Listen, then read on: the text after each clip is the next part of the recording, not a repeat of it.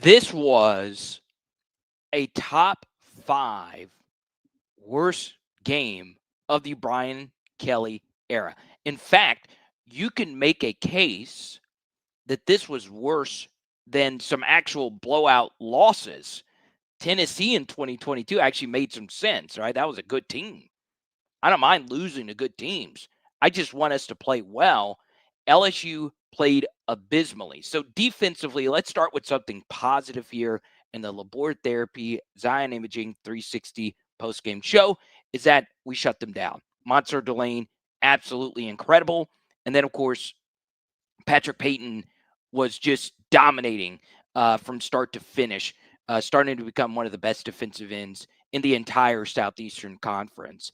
Linebacker play was fine. A few too many missed tackles, but, that group is just playing really well right now.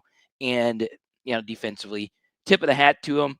That's a really bad offense. That might be the worst offense we have played, at least since New Mexico a few years ago. But look, the bottom line is this was a horrid game on offense, and this was a bad special teams game. We'll get to the special teams aspect of it a little bit later. So let's start with the single most concerning thing, and that was the offensive line.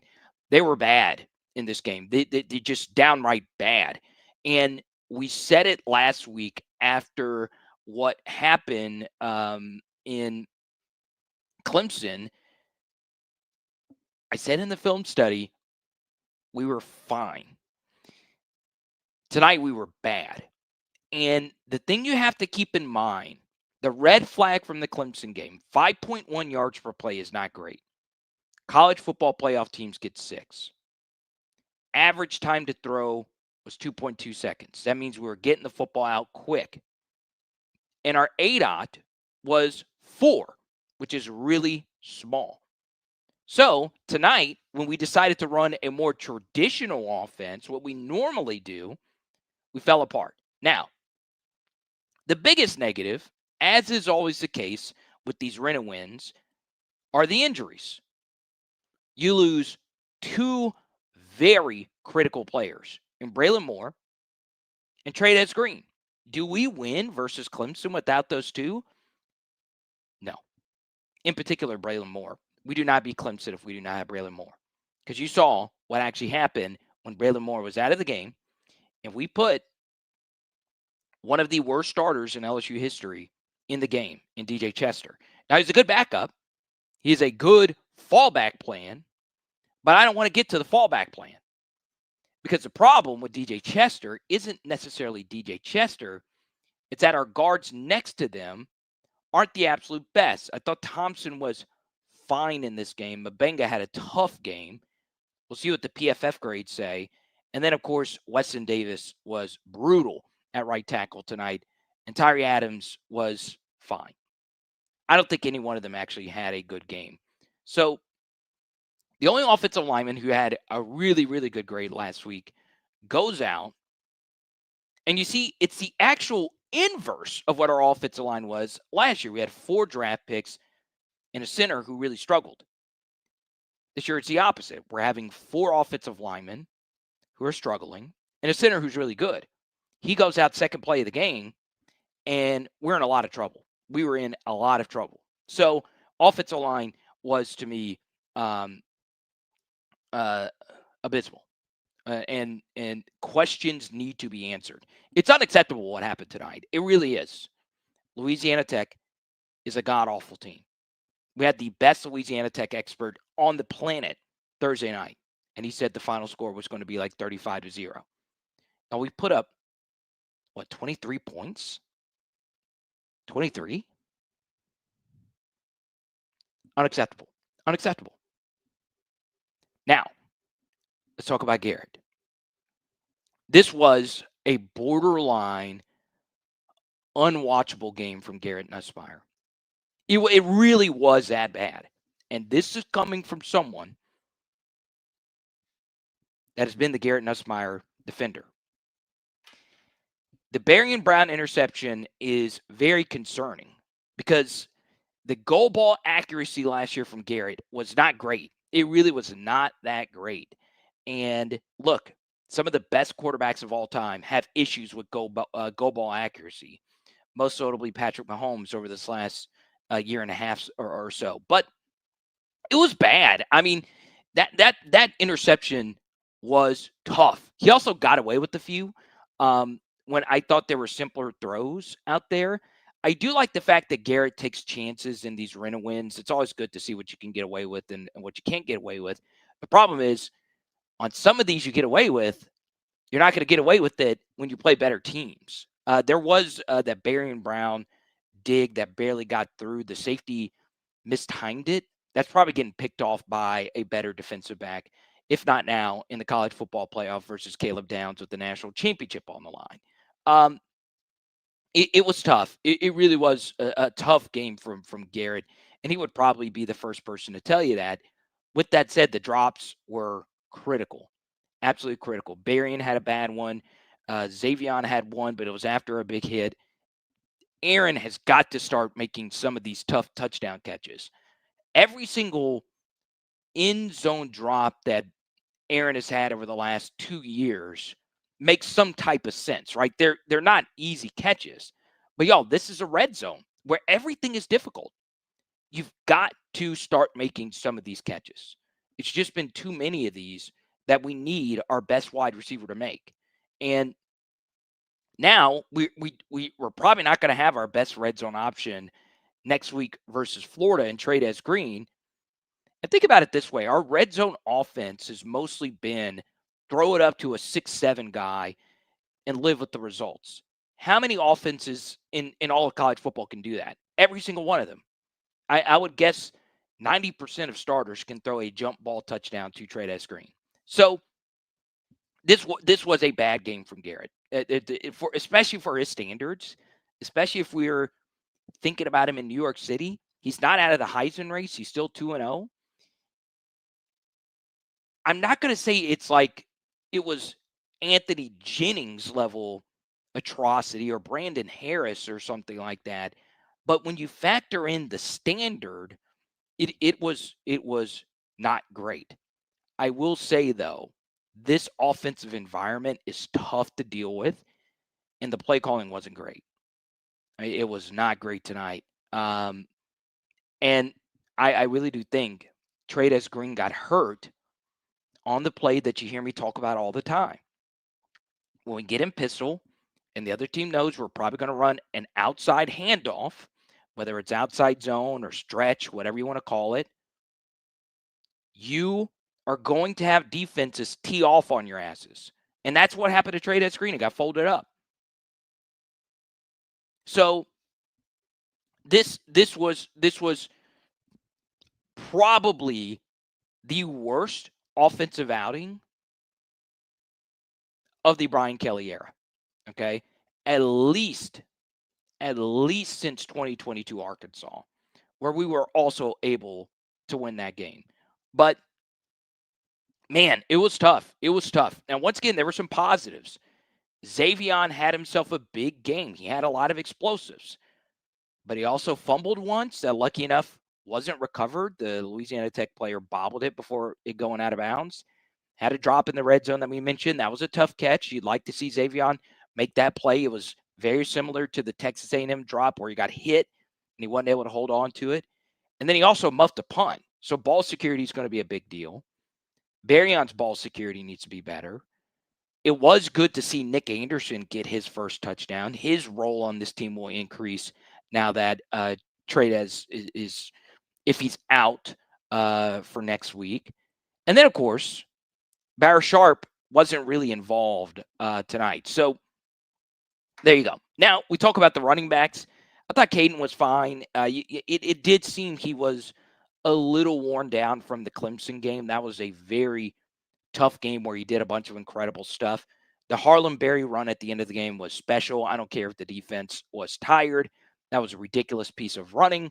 So we'll see that once again the defense was tired and it's not a great defense. But Harlem, really, really, really good stuff on that run.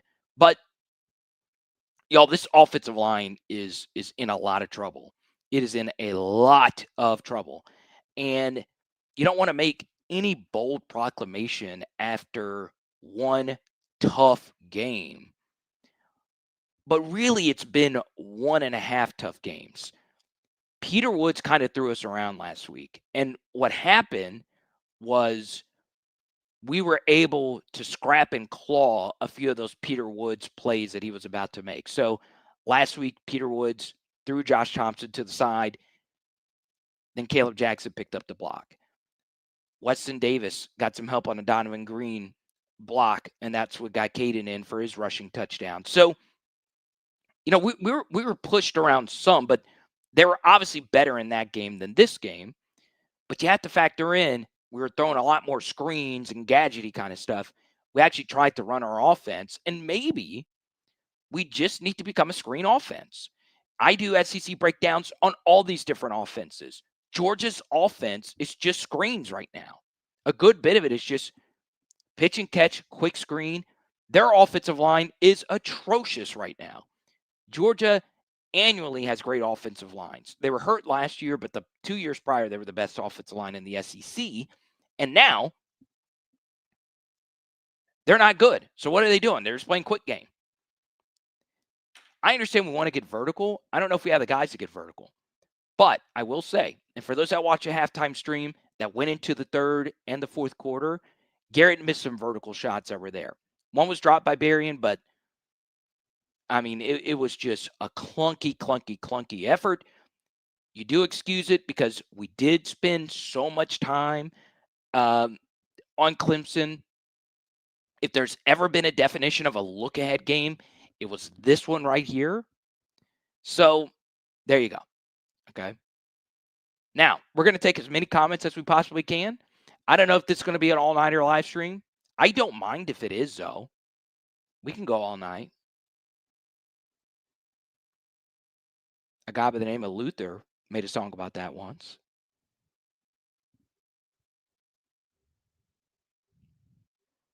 So there you go. Let's go to James. Timing was off in the offense. Nuss had good throws that were dropped. Now, lots of drops. What I think will happen, I think on my rewatch, I will be probably a little bit more sympathetic to Nuss because the drops were what they were tonight. I do think a very underrated drop was the Kyle Parker drop in the end zone. That one was bad. A total mistiming of a jump. And one hallmark of LSU wide receivers, they have been so good at those top shelf throws over the middle. From Terrace Marshall to Jamar Chase, BTJ is probably the best I've ever seen at that. Now still in the NFL. Throw that ball high as you can, where no overhang linebackers or safeties can get it. Kyle, that was one of the worst leaps I've ever seen. He jumped too early, and he wasn't really close to the ball. It should have easily been a touchdown. It was a perfect throw from Garrett. And those things begin to catch up to you mentally as a QB. So I do think when I rewatch this game, I won't be as hard on Nuss as I was early in this live stream. And I wouldn't, if I were to scale this on a scale of 1 to 10, 10 being like Joe Burrow versus Clemson and 1 being, Steven Rivers, I would say this was probably a 3.5, probably. Maybe a little better or worse if you want to calibrate for how good he is. Okay. Let's go to Pops. This is actually a really good point from Pops. This was a different defensive front, a 3-3-5. Yes, and we won't play a lot of 3-3-5s. The last 3-3-5 I think we played at the P4 level was Mississippi State in the Zach Arnett defense. So, yes, I guess that's it. I also do think, whether or not we want to admit it, if we would have prepared too much for a 3-3-5 and then gone back and played Florida next week, which is not that, it would have been a lot. So, I don't know. Looks like Mississippi State's getting ready to beat Arizona State. Okay. So let's take a look at these stats, once again provided by LSUsports.net, thanks to our friends at labordtherapy.com. Okay. LSU holding Louisiana Tech to 2.9 yards per play. Through 2 games, LSU has given up a total of 17 points through 2 games. It's pretty good. It's pretty daggum good. Kudos to Blake Baker. I like the fact that Blake did get a little exotic tonight. We weren't just stagnant and just out athleting people. We also had some really good calls. LSU secondary played really well, but these are the worst quarterbacks we'll play all year. 15 to 26, 96 yards, 1 touchdown.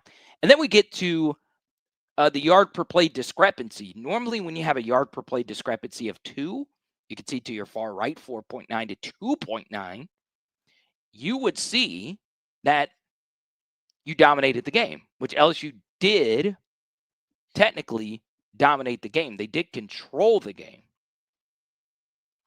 But I don't think any one of us thought it was good.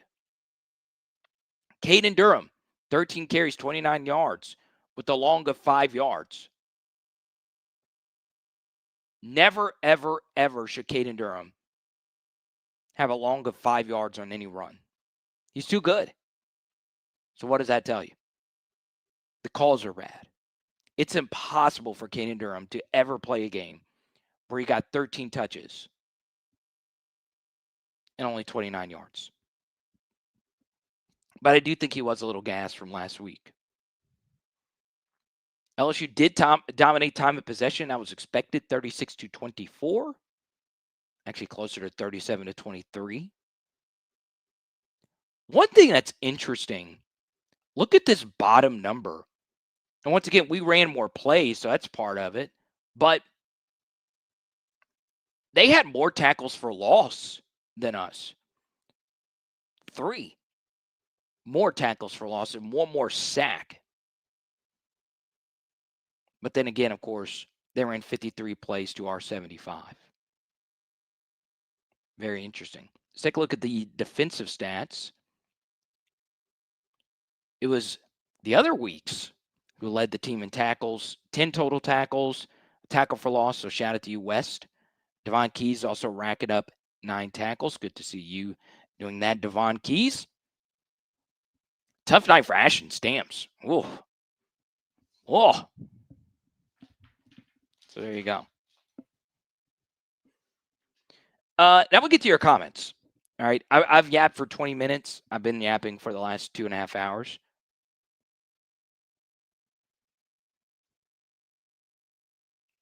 A bad offensive line isn't an excuse, everyone. So that's the thing, okay?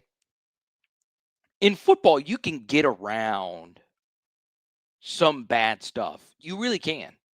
What you can't work around, though, is multiple bad things.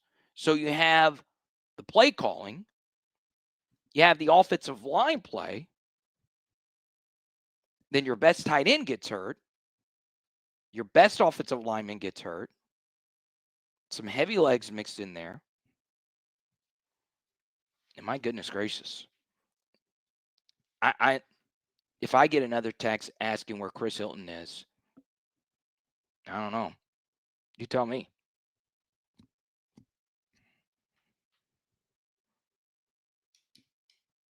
Turtle Shaves Shells says not the apocalypse, just another 9-3 or 8-4 regular season. Okay. So let's take a look at this. I don't know the latest on the South Carolina score. I would guess that they eventually came back and started rolling them. They did. Alabama won at 73-0. Thankfully, we don't play Tennessee this year. Good Lord. Arkansas looked okay today. But I just don't know. Like, I guarantee you, every single streamer is saying something about their team like this. Georgia had very similar issues to this, okay? They really did. And Oklahoma just seals it on a 4th and 1 stop. What a big win for the Sooners. They're going to jolt up these, right? They'll probably be inside the top 10 now. That's a big dub.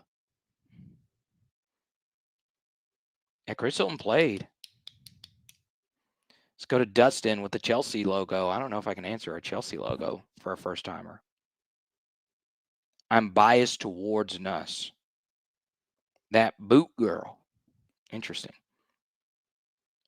When the first thing I said in this postgame show was that he was bad.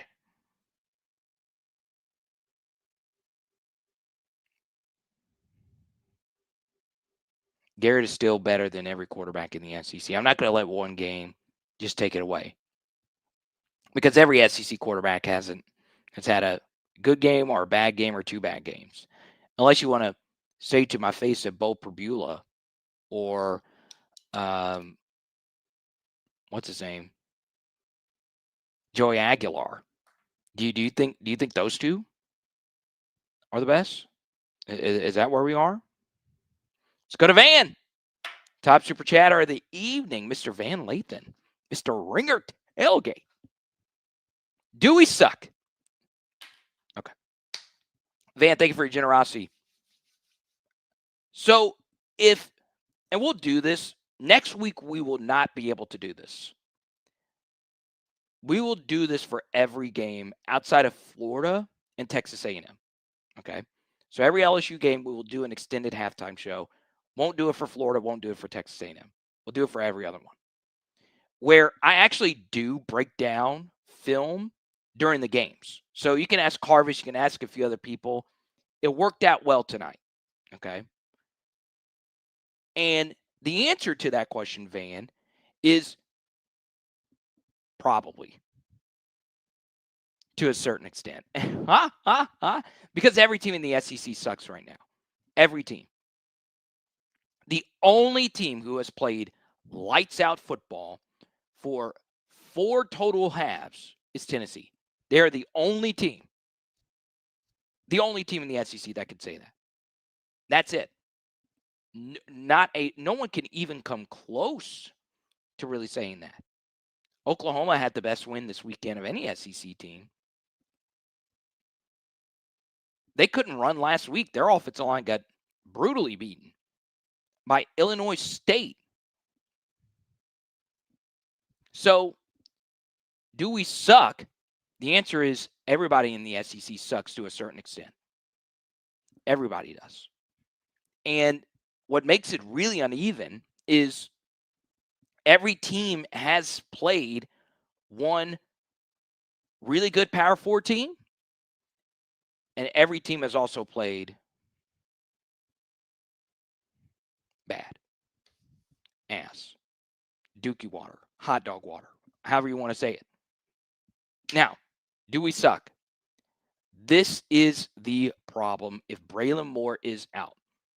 I shared this stat during the halftime show, and I really want you to fully comprehend what I'm about to say. Okay? So PFF, Pro Football Focus, has been grading college football players individually since 2014. Okay, so think about 2014 to where we are now in 2024. And let's talk about every single LSU player that has played during that time period for LSU. And let's filter all of those players to where we're only talking about the ones that played at least 400 snaps. So we're talking about players that had a huge impact on the team's outcome. And this is going back to the Les Miles era. This includes the Ed Orgeron era. This includes the Brian Kelly era. So roughly 14 players on offense and defense play at least 400 snaps. The 2 worst players during that time period, both were on the team last year, both played on the same position, and both were playing on that same position tonight. And that's DJ Chester and Paul Mabenga. Now, I feel in particular bad for Paul because he was thrust into action in a tough spot when he thought he really wasn't going to play at all. So his poor grades are a little bit more understandable, but you also see what actually happened. And DJ Chester is kind of sort of the same thing. We never benched him. And think about it this way. We had 900 snaps of DJ Chester on the field, touching the ball every single snap. Was Nuss bad tonight? Sure. Were our running backs all that great tonight? Probably not. Were the drops there? Sure. But make no mistake about it, a lot of tonight was Braylon Moore going out. It really is that big of a deal. It really is that big of a deal. Okay? There was a really good study done on this in the NFL where an analytical mind by the name of Tej, Tej, it's a great follow. He was at Pro Football Focus. I think he's with Sumar Sports now. Either way, what he found was bad center play affects the offensive line more than anything else. It affects the offensive line more than elite left tackle play or elite right guard play. If you don't have a good center, you're okay. But if you have a bad center, you're dealing with a lot of offensive struggles, especially when the play caller isn't Steve Sarkisian. You can work around it if you have an elite play caller who is accustomed and is used to finding answers. But to defend Chester and Mabenga, they probably didn't think that they were going to play together as much as they did tonight. The other offensive linemen didn't play all that great. Weston Davis had a tough night in particular. But the play calling sequencing is what really stinks. And to Van's point, do we suck? The answer is probably not, because if your defense is the best defense in college football, which is the case right now, LSU's defense is probably the best defense in college football, not named Ohio State. It's one of those two. Oklahoma has a case too with R. Mason Thomas. He's an absolute monster. But if Trey Green and Braylon Moore aren't on our offense, we're probably not that good of a team. We're probably 9-3.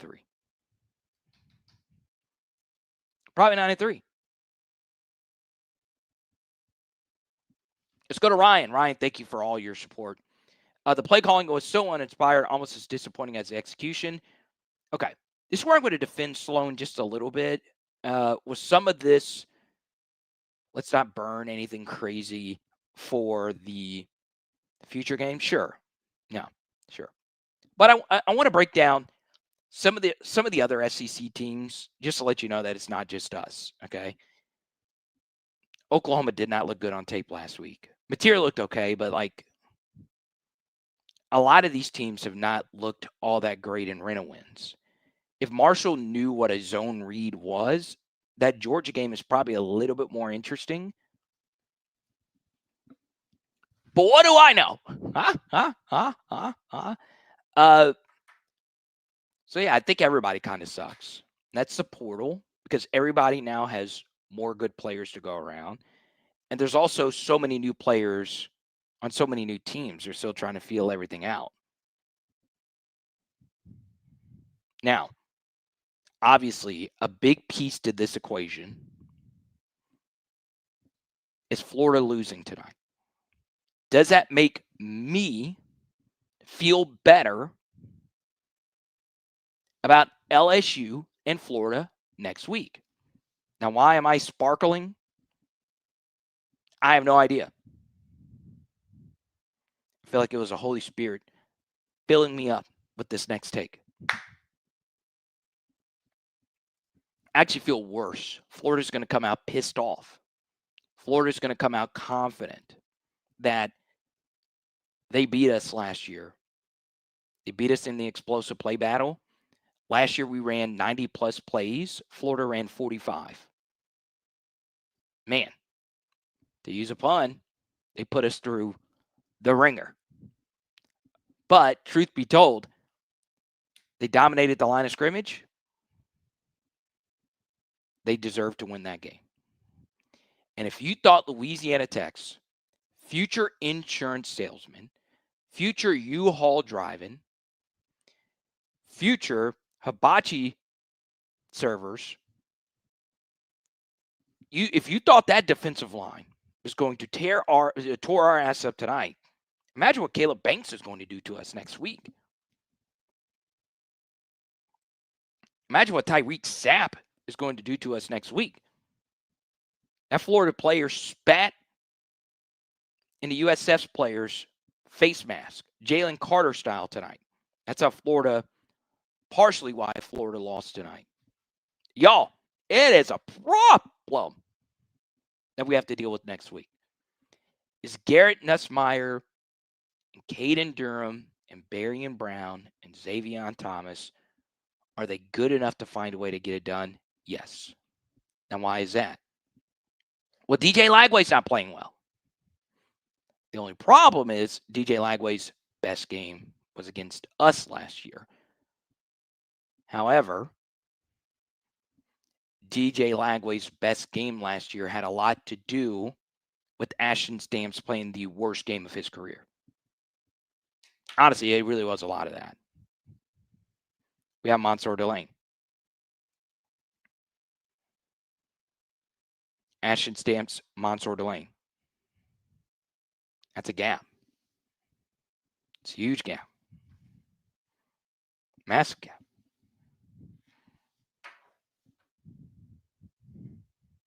So take that for what it's worth. And if we were to look at that gap, I don't really know how to it's a chasm. If you're to compare looks in terms of gaps, it's going from Jar Jar Binks to Rosario Dawson.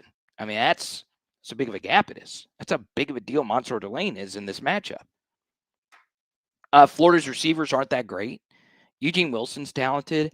I'm going to be honest. I've not really watched Florida a whole lot. I didn't care what they did versus LIU. It's not a team I really cover a whole lot in the Power Hour SEC atmosphere. So I'm really going to break down Lagway and see what the issues are. One thing in our favor, though, is that Jack Pyburn is on our team. Jakeem Jackson is on our team. So we do have some intel, I think, if that really does matter. I don't know.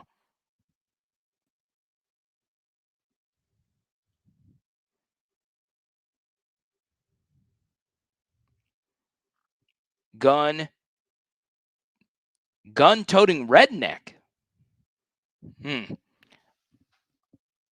I didn't know my next door neighbor's cousin was in here. Kidding. Shout out to all the gun-toting rednecks out there. Good to see you. The Yosemite Sams out there. The Elmer Fuds out there. Are we prisoners of the moment? Maybe. I think partially that's the case. Oh, Dustin, no, don't come in here with that. That's for later. I don't want to get into that. 9-3 if we beat Florida.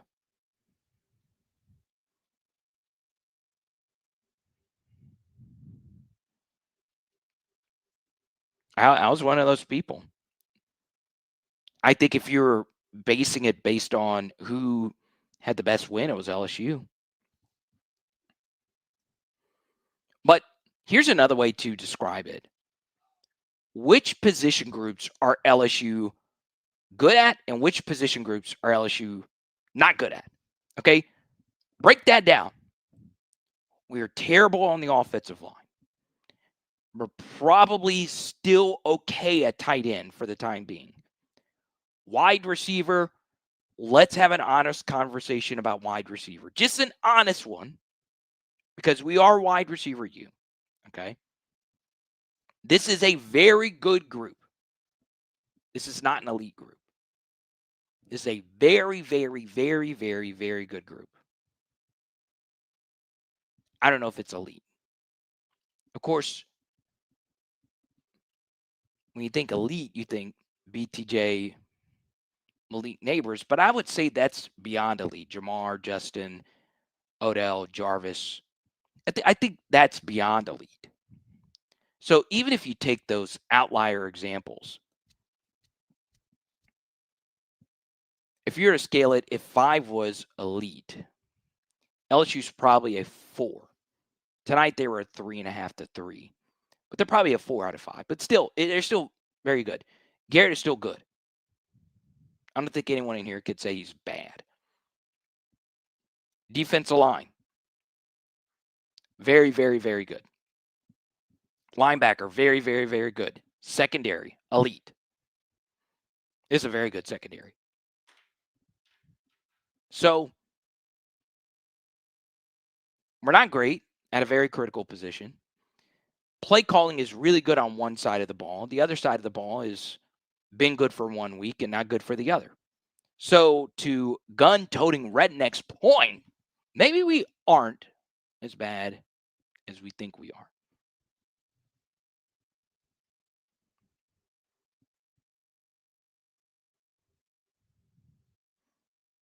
Okay?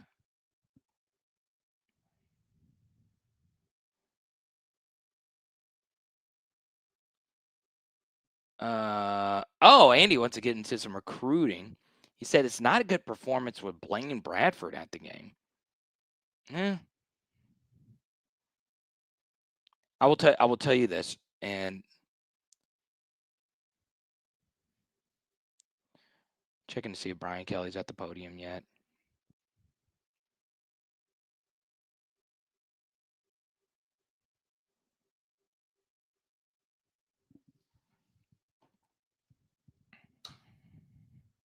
Recruits don't care about the outcomes of the game as much as you probably think they do. I'm serious. Like, could it sway one recruit's mind? Like, I always go back to to use another safety, Javian Toviano. Right now, he's not probably on Blaine Bradford's level, but he was close. He was a top 100 defensive back. And look, Javian Toviano, I go back to the video of him watching the Alabama game, 2022. And if you watch that unfold, how could you say, I'm not going to LSU? It's hard. It's really, really, really hard. So if that's the case, then why are we considering if a really bad game would make Blaine Bradford not come here?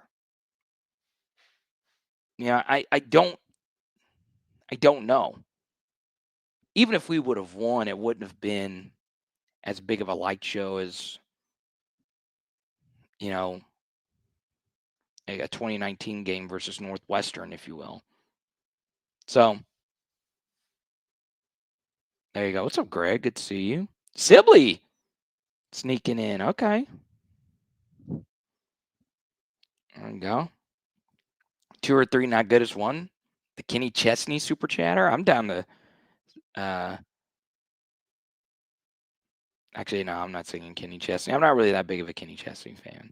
I think that's why I always super chat that. It's only half. No, that's not Kenny Chesney. That's not even close. No, my brain is fried. I've been up since 5:30. All right. Let's go to Womp. He says, we just got to get in the playoff. I don't really care how we do it. All right. All right. Let me get this debate going here. Okay. Would it be nice to get to a playoff? Yes.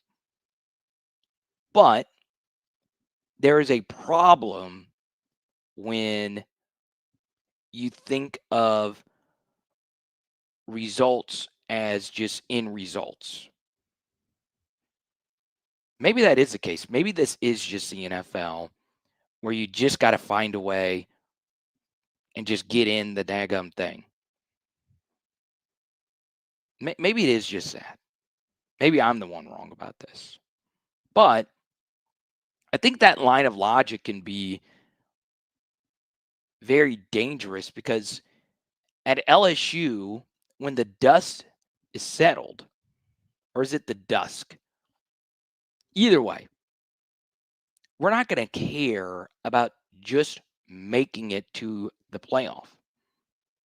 We're LSU, not Penn State. Penn State should be happy they made a semifinal. We're not Boise State. They're happy to be there. We are there to win it, even though we've not been to a playoff since 2019. If we've only been to one playoff in the entire playoff era. So I understand our thirst. We have got playoff blue balls, and we want to release all that energy. I get it. I totally get it. But that mentality can really hurt you in the long run, because you should always worry about just bettering yourself. What can we do to be a better football team? Now, to your point, you're all right. If we get there, who knows what happens? Just got to go on a run. You're right about that. You're all right about that. Where I would push back, though, is that Ohio State team at the end of the year looked like a pretty immaculate team, right? So it's not just about getting on a run. You got to be good. Texas was a damn good team last year. They got pushed around.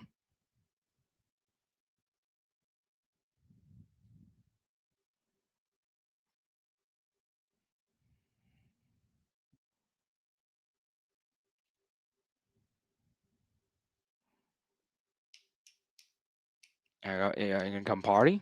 Come on.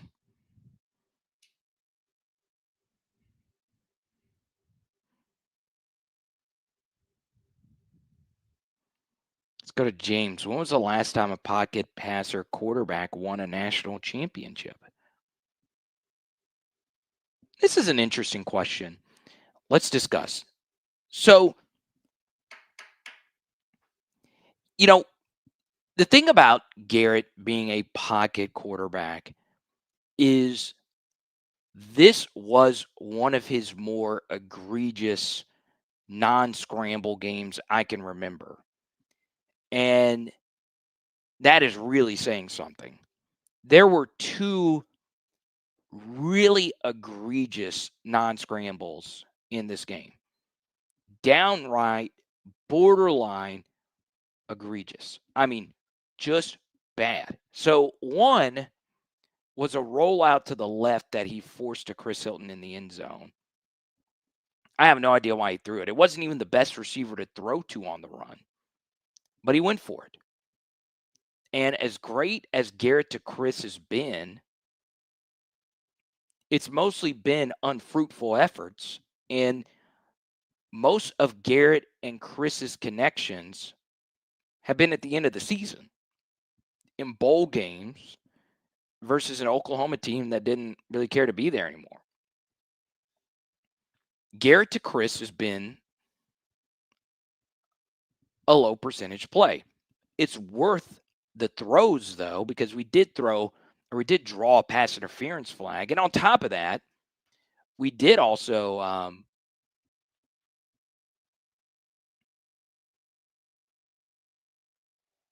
right, well, that's what I thought, because I was changing my headphone setting. We also did have a few opportunities to hit some other deep balls, that's what I was going to say. But the truth is, Garrett to Chris hasn't been that great of a connection.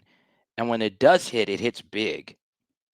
But still, on that play, if Garrett would have just scrambled, we got a fresh set of downs. And I understand wanting to drive the football down the field. But as much as we blame the LSU offensive line, it is harder to play this position when you don't have the threat of mobility at quarterback. And think about it this way. Most offensive linemen, when they go through the ranks, even in high school, with quarterbacks that are more pocket style quarterbacks, they still do scramble a lot. right? They still do take off and go. The fact that Garrett never does it, and he did last week, but those plays were big when he actually took off and run. That play tonight versus Louisiana Tech was very irresponsible. Because when you think about a QB scramble, oftentimes a QB scramble is only going to result in something positive, right? If you're rolling out to your left side and you're throwing a low percentage ball to Chris Hilton, you not only need the ball to be thrown well, you also need the ball to be caught. The ball could also be intercepted, so the rate of a turnover goes up. When you scramble, even if you're not that fast, guess what? You're probably picking up positive yardage. In that case, it was a clear 10 yards, clear to pick up a first down. And that's why stats like QBR love QB scramblers. They really do. I'm telling you, Jaden in his first year at LSU, go back and look at his QBRs. They were actually really good. He had a few bad QBR games, but even in some games where we considered where he would miss wide open touchdowns, he'll still run for 10, 15 yards at a time. It's still a positive play in the minds of the models, if you will. So he missed that scramble, and then the last sack he took, where the pocket was really good, Paul Mabenga had a great block. Everybody had a great block. And he had 4 different guys open. And I don't mind that he missed 3 of the guys. I said 4 different guys open. He had 3 different guys open up. Barra Sharper on the check down, Barry and Brown on the go up the hash, and then on the deep over, he had Nick. He missed all of them. But he still had an opportunity in a really good pocket to squirt out and scramble, and he would have picked up quite a few yards, but he tripped on his own feet. I understand that's not really his game. So to the pocket quarterback thing, yeah, most college quarterbacks have some mobility. That's why the word some is very important.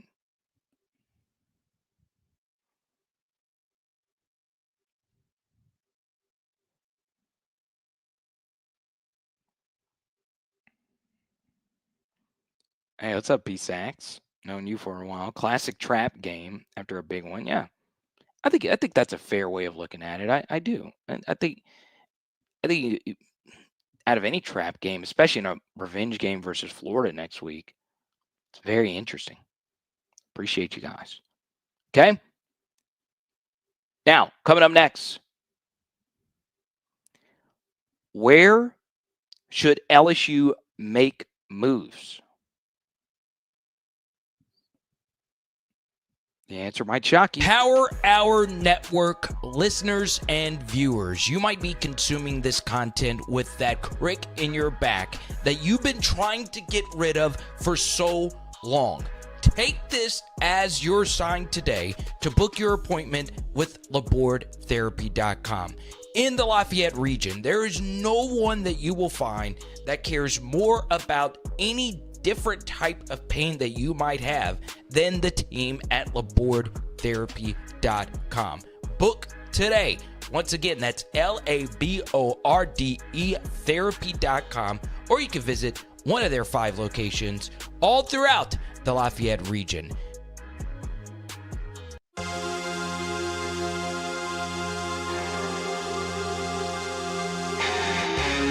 It's Power Hour LSU.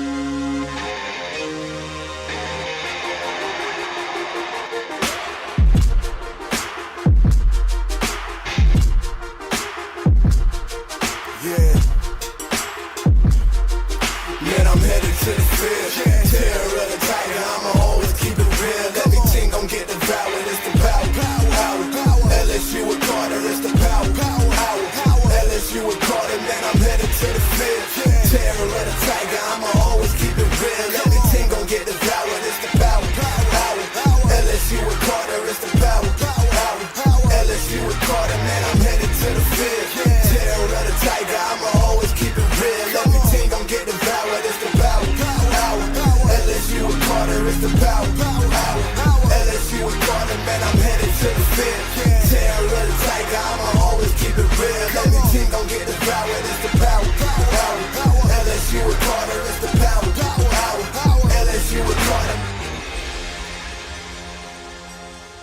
Let's go. Hour number 2 of the postgame show brought to you by Labor Therapy and our friends at Fast Draft Fantasy. Sign up now.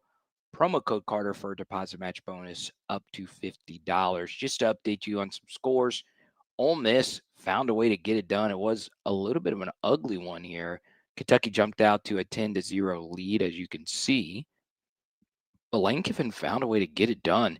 Austin Simmons, not so great tonight, 13 and 24, 235, 0 tutties, and 2 INTs. How about that?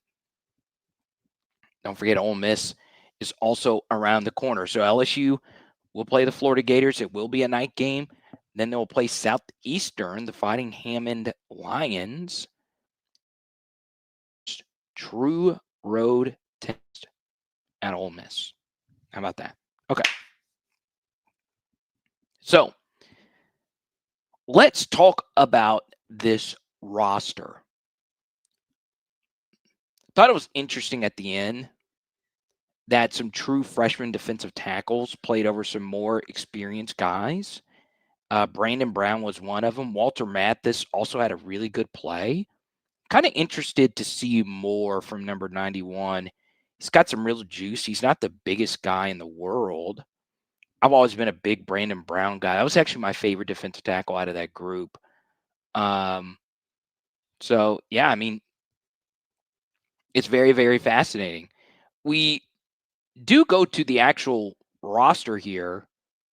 Let's go down to the offensive line. Is there anyone on this team that you could think of that could play right now?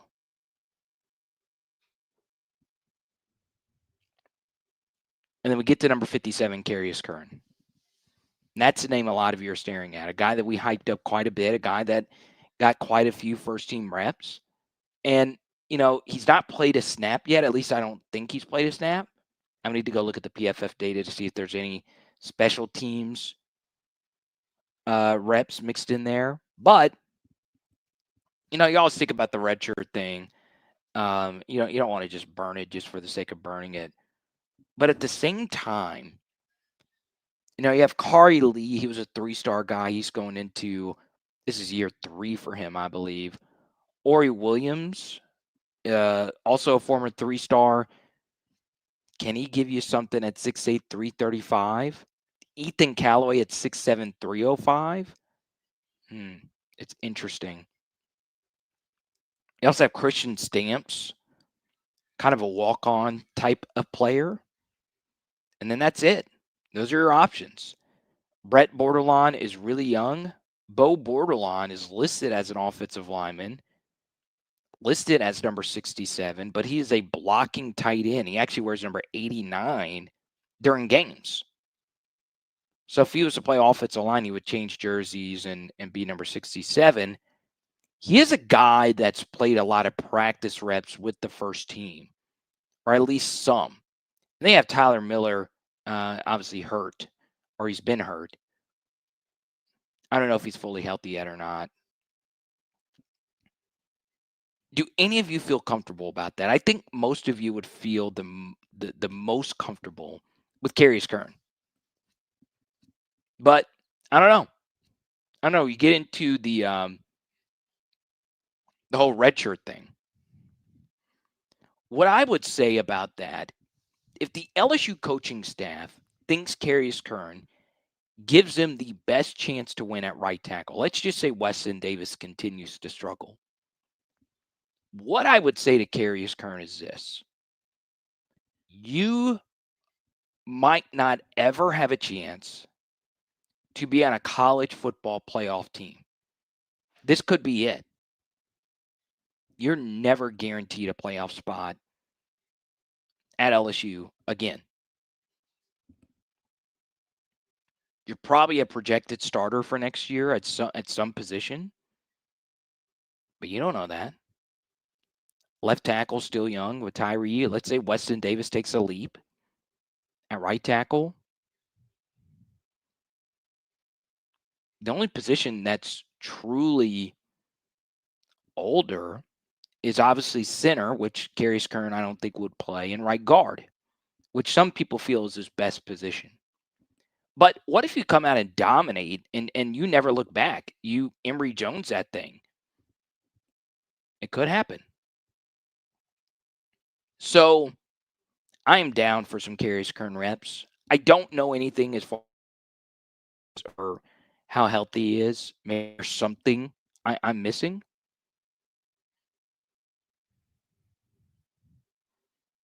So I don't know. I don't know. You tell me. Maybe I'm missing something here.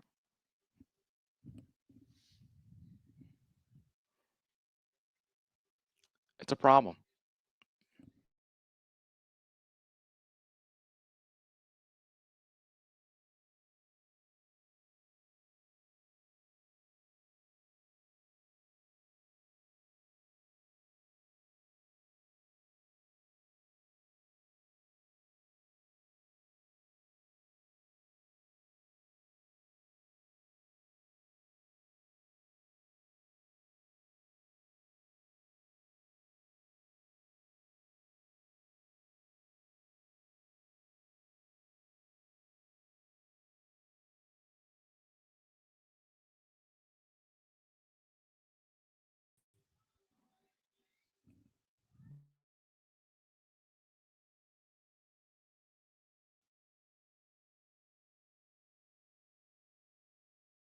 All right.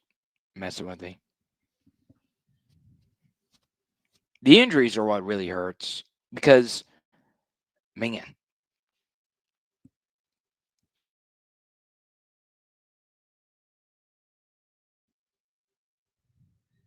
let's go to Alan S. Here's the problem with this comment. And Alan, you've been rocking with me for how long? Alan, tell me how long you've been watching the channel legitimately. You've been providing some great comments.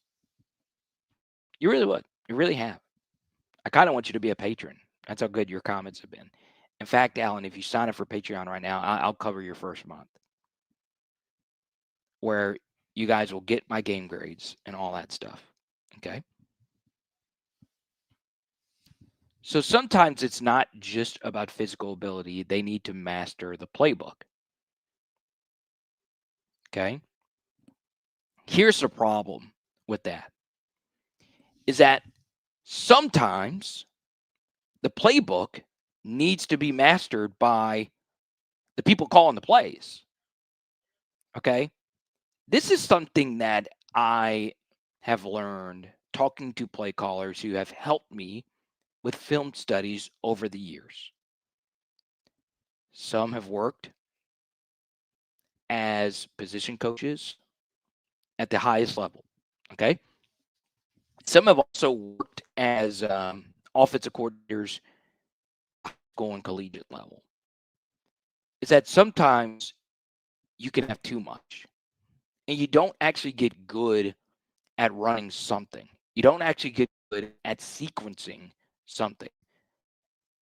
And then what really makes that worse is that you're also not good at it after.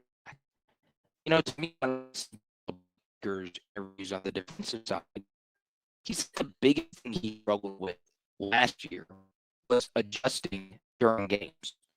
And he feels like he's been better at that this year. We'll see how that moves along. And to be honest, I kind of agreed with him to a certain degree, but I also defended him because the personnel wasn't what it needed to be. Offensively, though, I think out of everyone that you're frustrated with the most, it's probably Joe Sloan. Probably so. I like Joe. I do. I like him personally. He does work his ass off. I'll give him a lot of credit there. He really wants this to work. Okay. But, you know, I'm not sure if he's mastered his own playbook, his own offense. It's difficult. Some offenses are very different than others. One thing that I defended Arch Manning on, I did my first Arch film study on the SEC channel, is that Sark runs a lot of deep stuff. And he has been running a lot of deep stuff with Arch at quarterback since his first start versus ULM. Okay.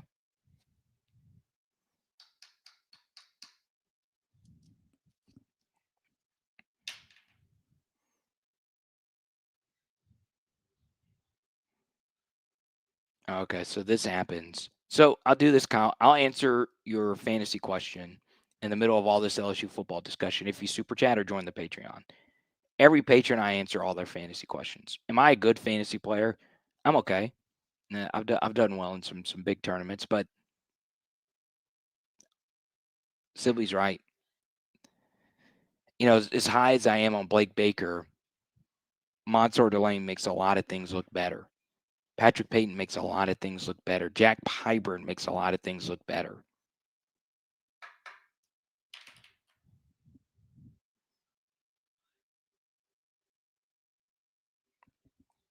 Let's go to James. Thoughts on Colin Hurley? I don't know. I was hoping to see him tonight. I do think it would have been better to play him over Van Buren because of the red shirt situation involving both of them. But,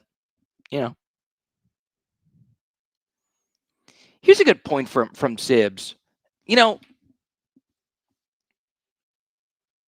As much as I am an end results guy, because if we played USF tonight, they probably would have beat us. Now, our game plan would have been drastically different. I do think. Okay, I will say this. I understand that LSU knew what they were up against tonight, which was a bad team that was never going to beat you. They are never going to score on you if their starters remained on the field. And we were still basically in standard downs, in standard time. Okay. The win probability for LSU when that last Louisiana Tech touchdown happened was probably 99% and above. We're never losing that game. So, with that in mind, it makes a little bit of a sense that this was a letdown spot. I do think the offense would have played better, though. I really do think so. I think most of us do. Everybody, welcome M. Cortman to the channel. I feel like I'm wearing down, but I'm glad you're enjoying the show. So just to give you a little behind the scenes,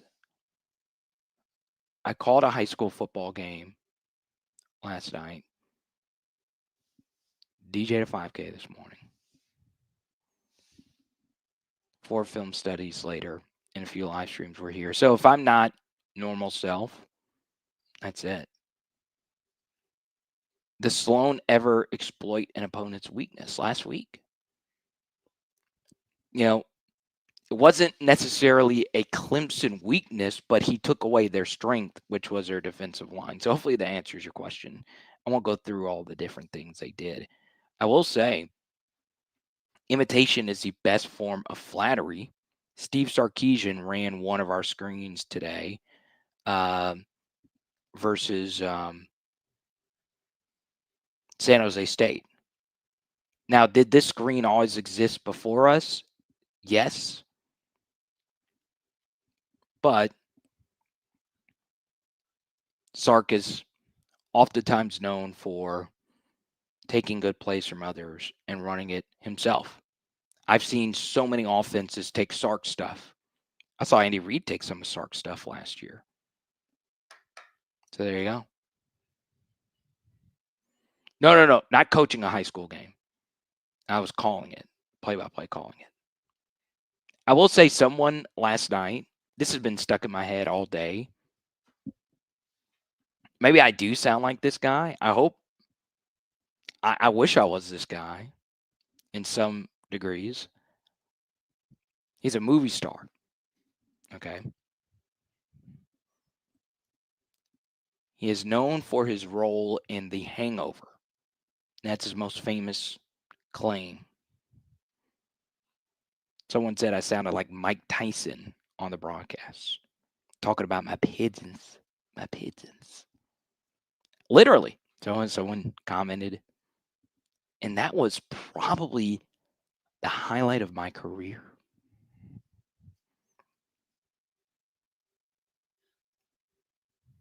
It was not meeting Sir Alex Ferguson. It was not covering a Rose Bowl. It wasn't any of that.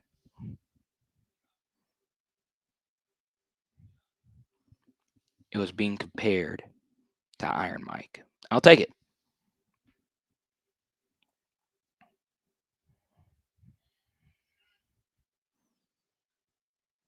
I love play-by-play, though. Not as much as I love PHL. What's up, Matt Toronto? Did the players overlook this game? Maybe so. I think I see Seth McKay in here. Yeah, dude, that was tough. Good to see you, bro.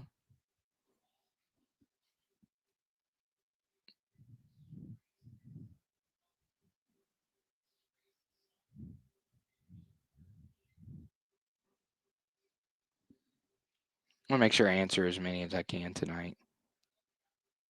A lot of frustrated Tigers.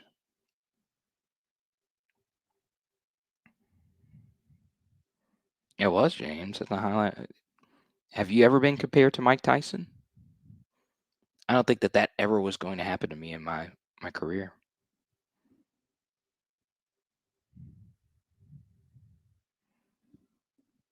So there you go.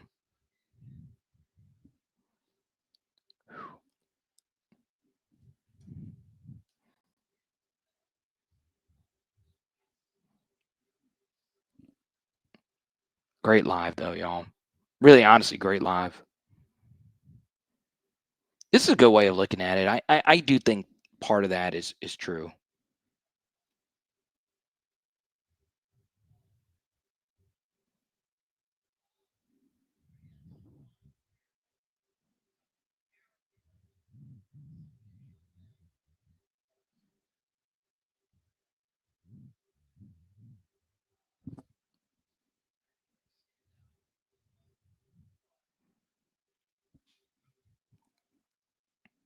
This is a good stat from, I don't know this guy. I join him every Tuesday night.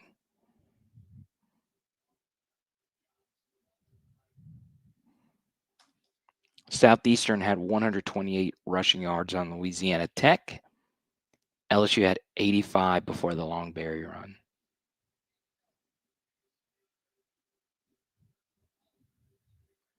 Let's go to Derek. He says, I don't like Joe Sloan's offense. I'm questioning Brad Davis as well. Okay. I'm actually glad you did super chat this because I did write down on my prep right here to talk about Brad. Okay. It would be redundant to say Brad Davis is a good recruiter because you guys know that already. Our recruiting on the offensive line has never been this good. Now, it started with Will Campbell and Emory Jones, and those guys are probably always going to LSU, but Brad did have relationships with both of them in Arkansas beforehand. So Brad's an elite recruiter. Okay. I've spoken to players that have played for him. I've spoken to other coaches and writers that are on the beat, not just the LSU beat, but just recruiting beat. Brad is a wonderful people person. That's why he was the only returnee of the prior staff to this staff. That's why he was picked as the interim coach. There was a lot that needed to be done, and it's worked out mostly. Okay. Now, take this with a grain of salt as far as Brad is concerned. This honestly is, and I do speak to some people that are really in the know and have done things. Okay. It's kind of impossible for me to have, this level of football or a good level of football knowledge for thousands of people to watch my film studies for multiple teams. Okay. So, all of that aside, this is just someone that I follow on Twitter that is totally anonymous, but is extremely good at offensive line profiles. Okay. He was the first to point out a guy by the name of Arman Mimbu, who was the second offensive tackle selected in the NFL draft. He was the first to really point out that he could be a Pro Bowl offensive tackle. Okay. And just out of nowhere, he randomly tweeted how he does not like the way Brad coaches our guys. Just unprovoked. Just, it wasn't even like part of a Will Campbell breakdown. He was like, this was just bothering me. And I reached out or tried to reach out to get his opinion on it because offensive line technique is not my strength. Honestly, any position technique is really tough. I just understand leverage pretty well. But there's all different types of ways of breaking down offensive line play. Do you catch blocks? How's your pad level? Do you have any false steps? That's one thing that I think a lot of people don't quite understand is the footwork. There's so much, go follow like guys like Duke Merriweather. If you really want to get down into the weeds, it does get boring if you really want to get down to it. Go listen to Toronto Armstead talk about it. You can get down into a rabbit hole. It's very difficult. But it just shocked me. It was just out of nowhere. And he said that he feels we catch blocks. And when you watch close enough, you don't really need to know a whole lot about offensive line play. You can see it. It really does begin to show itself. Now, does that mean Brad can't get better? Does that mean our guys can't get better? I don't know. I don't know. It's really hard to say. Uh, I do Oklahoma film studies for the SEC channel, and the most criticized coach in the SEC, offensive line coach wise, was Bill Bendabow of Oklahoma, and he is universally known as the best offensive line coach in the SEC. And he had a bad year. I wonder how they blocked a Michigan front tonight. They lost all their elite players, but it's still a good front. I don't know. We'll see. But yeah, I mean, I guess your criticism of Brad is fair. I would say it's fair. The problem with that, Derek, is sometimes that really doesn't matter because those kids do play hard for them. One thing I will say is like, are there times where you feel the players for LSU are questioning their own abilities and their beliefs? Yes. But I don't think I've ever necessarily seen them not play hard or give up. I'm serious. Like, maybe I'm wrong on that. And they are the only ones that can really answer that. But yeah. Now, the Joe Sloan criticism is definitely warranted. Um, the reason why it's really warranted is because if the LSU offensive coordinator job opened up, there are a lot of people who would take it. And I do have a list that I would heavily consider if I was LSU. Heavily consider. And feel pretty comfortable about because if you were to go get someone, you would need to get someone that's actually really good, actually really experienced, and it would need to be a $2 million move.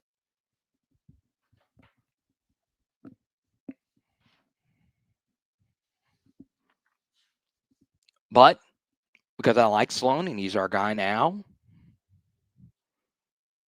I like Sloan personally. I don't really like the production that we saw tonight. I'll keep those names to myself. But there are quite a few. Some of them have just re-signed extensions, so it's tough.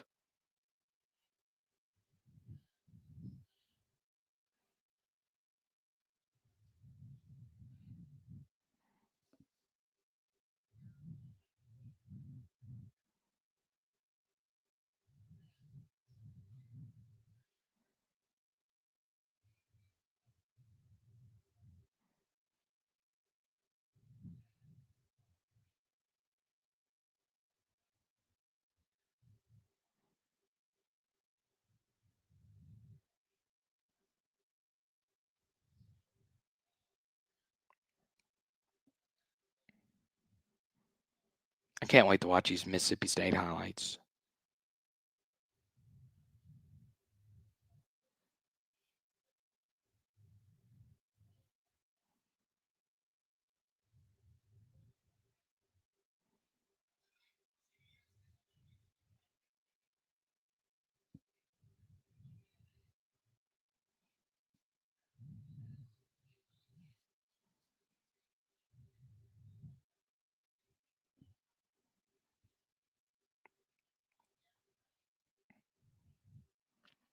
Facebook must have been listening to me because I have literally I look at Facebook and there's a Mike Tyson card, like a 1-of-1. Okay. I don't have any comments here. I don't want it to get to.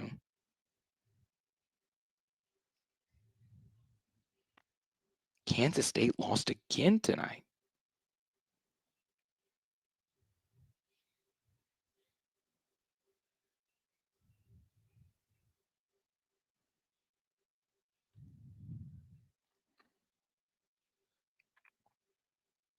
Interesting.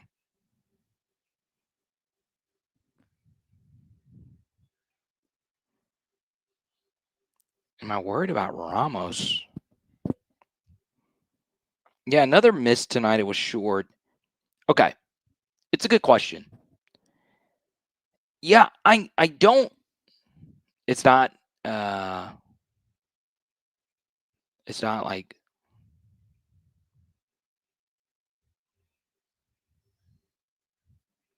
Bobby, and I don't think Bobby Petrino would ever take the LSU job, but he's good. Bobby's really good.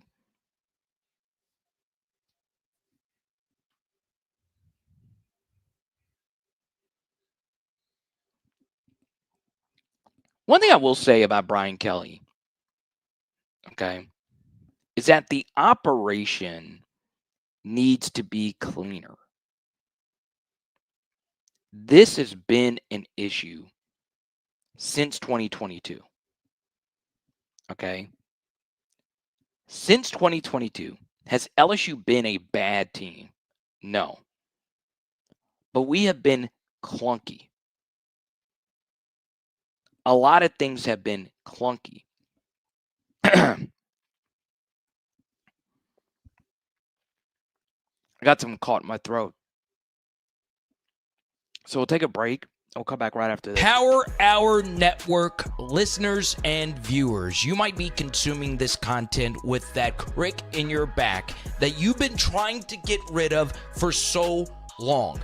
Take this as your sign today to book your appointment with LabourdTherapy.com. In the Lafayette region, there is no one that you will find that cares more about any different type of pain that you might have than the team at LabourdTherapy.com. Book today. Once again, that's LABORDE therapy.com, or you can visit one of their 5 locations all throughout the Lafayette region. All right, I think my voice is starting to give out. But yeah, I will say, and this will be my final thing, it's clunky from our special teams. And when Ramos went out there to kick the field goal, Brian Kelly was yelling at somebody. It's clunky. So there you go.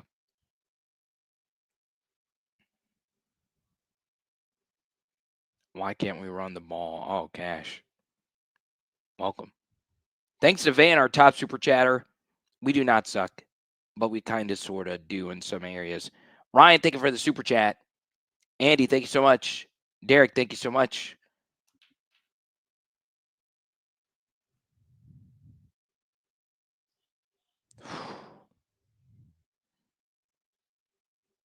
Tough.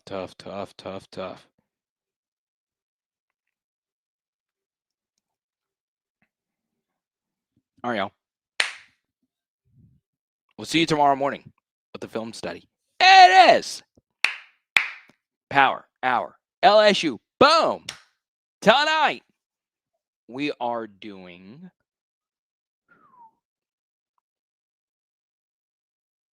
ribs. Let's go. Actually, I'm going to eat some of these joy rides. Oh, it's green. So it's green and it picks up on the screen. I didn't plan this. That's so cool. Look at that. That is so interesting how that works. Ryan Trahan, sponsor us. Derek continues. How do we win and it still feels like a loss? That's how you should feel. I mean, did you see the eyes of pretty much every LSU player after the game? It didn't really look great. Oh.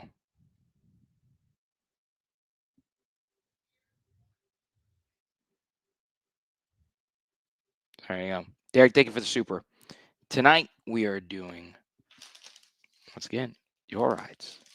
Let's go.